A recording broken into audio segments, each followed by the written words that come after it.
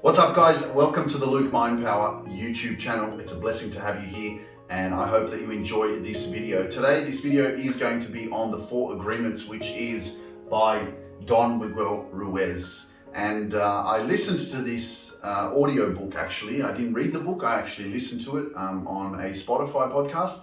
I will share the link in the description below so that you can tune in if you're interested. But I thought I'd share with you the 4 agreements because it is freaking powerful. And as soon as I heard the 4 agreements, which I'm going to go through, it just kind of stuck with me, and I started to pay attention to the 4 agreements in my life, and it's definitely helped me. So I hope that it does help you. Okay. Before I do go any further, don't forget to hit that like button and click that red subscribe button as well. All right, let's get straight into it. Basically, the 4 agreements. Number 1, okay, be impeccable with your word.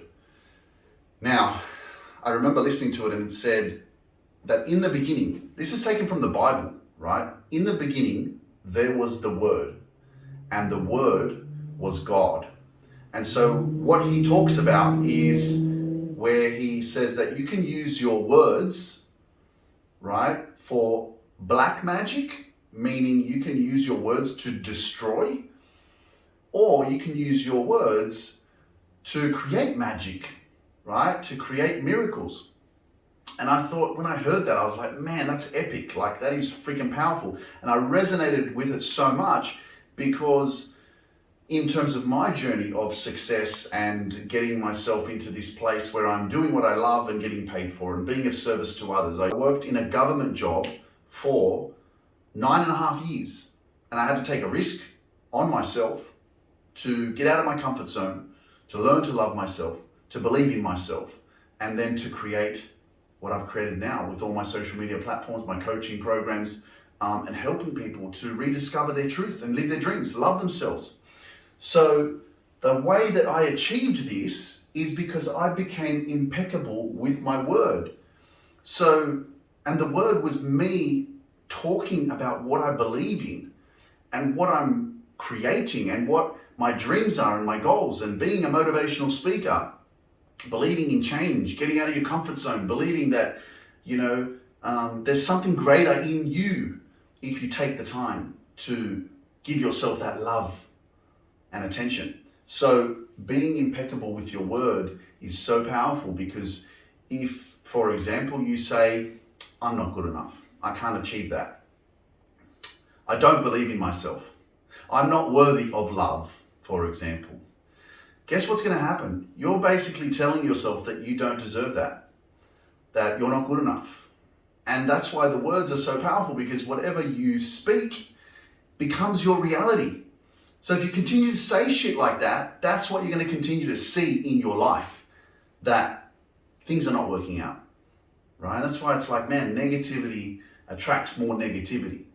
Whereas positivity, if you focus, for example, gratitude, when you focus on all the things you do have, you end up seeing more. You end up attracting more of what you want in your life.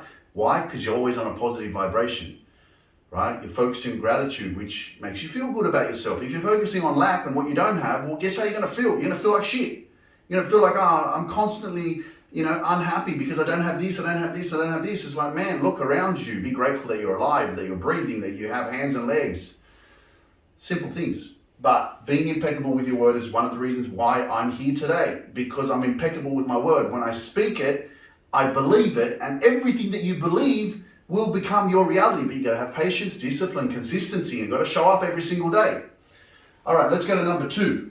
Don't take anything personally. Okay, this is something that is very challenging, because over the journey of my life, I was very triggered a lot by people judging me, the way I look, and how I allowed people to perceive me, and how I took on other people's beliefs of calling me skinny, lanky, judging me for my physical appearance. And that made me feel very insecure. I feel very different. So also the expectations of culture and your family and, getting married. And, I'm 37 years young. I'm not in a relationship. I'm in a relationship with myself. I'm not married. I don't have kids. But everyone around me, friends, family, everyone's getting married. Everyone's having kids.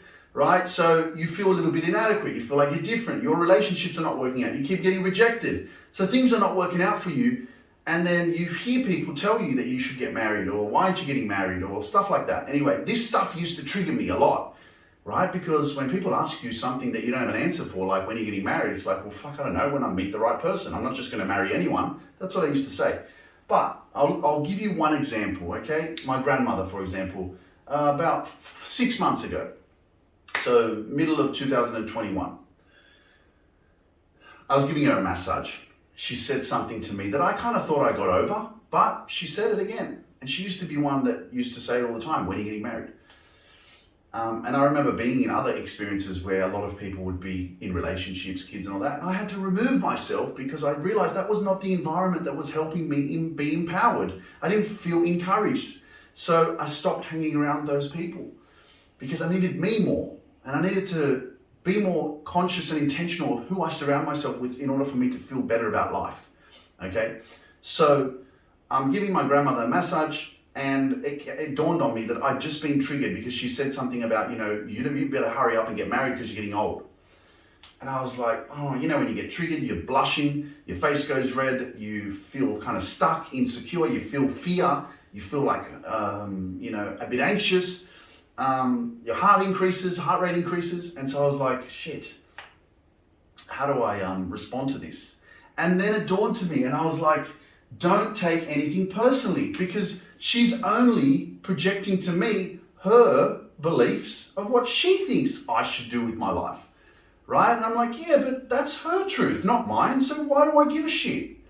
But we tend to be so insecure with ourselves because we don't know ourselves fully. We don't have that strong self-worth and confidence within ourselves.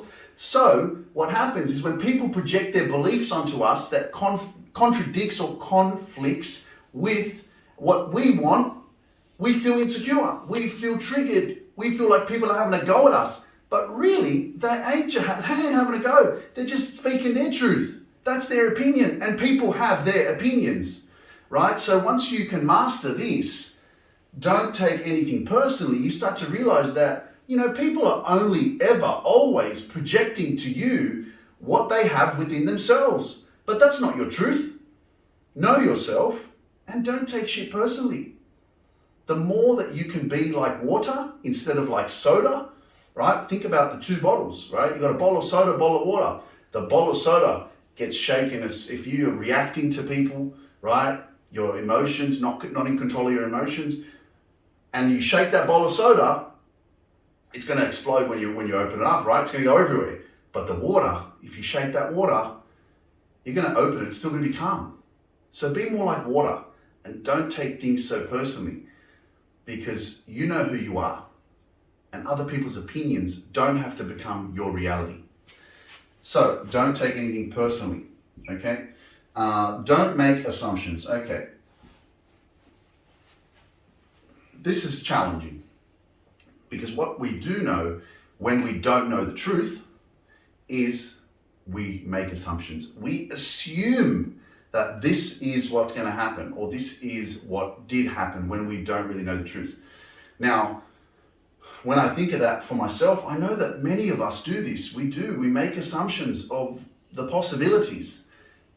And a lot of that can happen with gossiping, for example, in family, right? You talk about other people, making assumptions as to what might happen or what did happen or why this happened, right?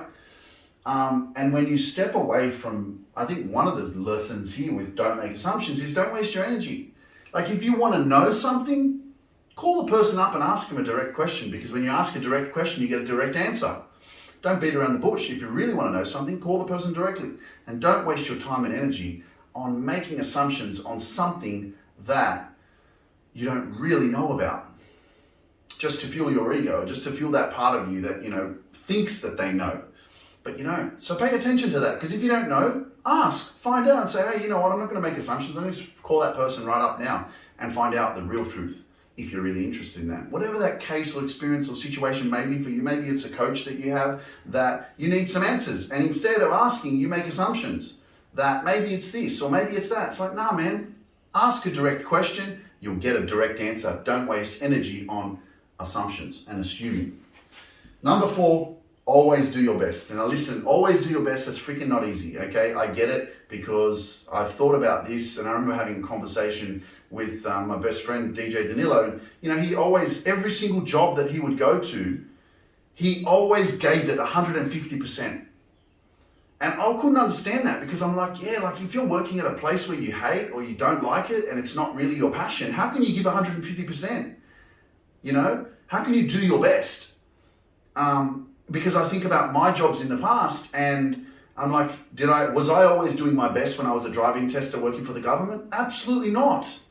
Like, I did what I needed to do to make sure the job was fulfilled by the end of the day, but I never did my full 100% best, I'll be honest.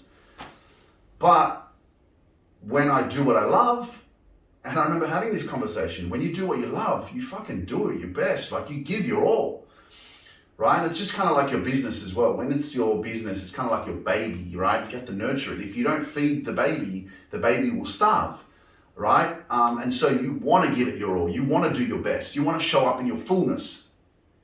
And it is challenging always to do your best when you don't have the right mindset, when you don't have the right people around you, when you're doubting yourself, when you have low self-esteem, when you don't feel good about life. Why should you do your best when you don't feel good?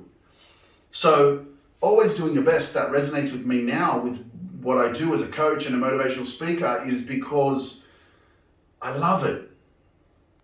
I really enjoy it. I'm passionate about it. Right? There's a deeper sense of connection within myself, like a divine power that works through me when I speak, when I share, when I give energy, when I communicate. So always do your best. I want to give my best because I know how much of an impact my work has on so many thousands of people around the world, which is amazing. So always do your best doesn't always happen when you're doing what you don't love or when you're not enjoying yourself. But in rare cases like DJ Danilo, he freaking does his best even when he doesn't like freaking working where he was working. Now he's doing what he loves as a DJ, which is amazing. Shout out to DJ Danilo. And if you don't subscribe or you haven't subscribed to his YouTube channel, I'll put the link in the description below so you can subscribe. He's freaking got some amazing music that's coming up. And you can also follow him on Instagram as well. DJ Danilo _official. Okay. Well, that sums up the 4 agreements. Let me know in the comments below what you took away from it. What resonated with you? What was it that came up that really gave you that aha moment? What did you learn? I would love to hear from you. And I look forward to creating more content on YouTube and helping you to live your dreams, live your best life one step at a time. Remember that little by little one gets really, really far. And it's not about where you are right now. It's about where you want to go. Because it only takes one decision to change your life. So I hope you enjoyed this YouTube video and I can't wait to create some more and help you to move one step closer towards your dreams.